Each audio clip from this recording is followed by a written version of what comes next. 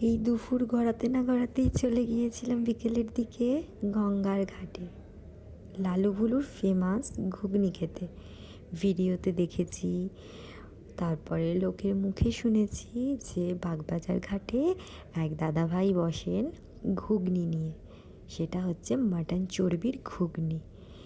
শুনেছি নাকি অনেক সুন্দর খেতে, তাই আজ চলে গিয়েছিলাম লালু ভুলুর মাটন ঘুগনি খেতে।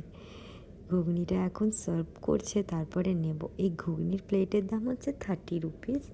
আর সাথে যদি তোমরা ডিম সিদ্ধ খেতে চাও তাহলে ডিম সিদ্ধটার প্রাইস হচ্ছে 20 রুপিস।